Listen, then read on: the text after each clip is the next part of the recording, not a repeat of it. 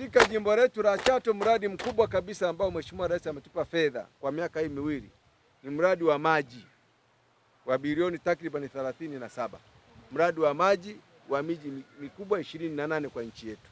Katika miji 28, miji iko mingi. Tuna halmashauri zaidi ya 187. Lakini miji 28 tulipata bahati ya kupata fedha hizo za mradi wa maji unaokwenda kupunguza kero za maji katika jimbo letu kwa 50%. Na mradi huo msingi wake unajengwa hapa Iliamchere. Naomba tujipongeze sana wana Iliamchere.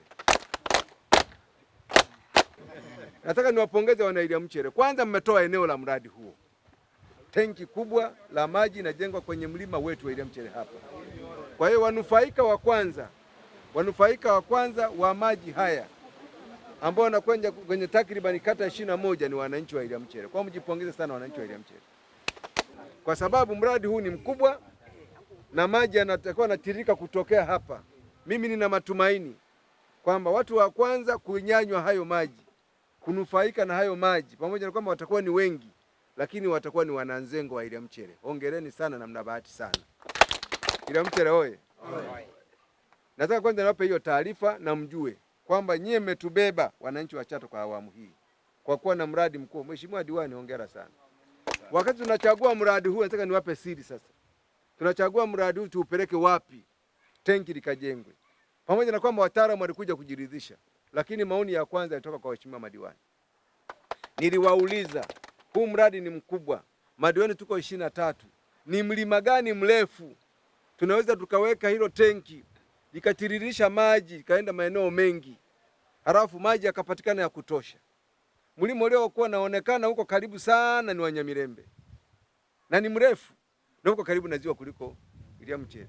Lakini Mheshimiwa Diwani akaleta pendekezo lake. Mheshimiwa Diwani kaleta wazo lake kwamba na mimi kwangu nina mlima kule Iliamchere. Nendeni mkauangalie, utatiririsha maji mengi na utakava kata nyingi na utakuwa kati ya kata nyingi ambazo hazijapata mradi wa maji.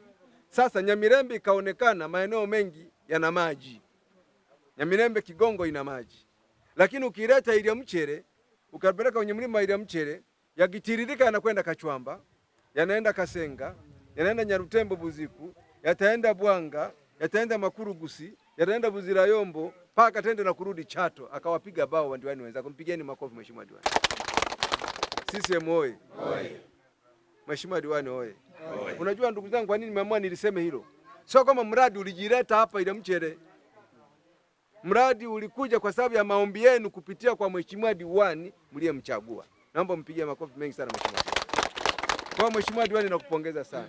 Kwa hiyo ulikuwa ni umahiri wake wa kujenga hoja. Asingejenga hoja ya namna hiyo, inawezekana ungeenda sehemu nyingine na manufaa yakawa madogo zaidi. Iliamchere oye! Kwa hiyo Mheshimiwa Dr. Samia Suluhu Hassan ametuheshimisha wanachato, wananchi wa Iliamchere, kwa kutuletea mradi mkubwa sana wa kihistoria, wa kielelezo katika jimbo letu, lakini hasa katika kata hii na kijiji hiki.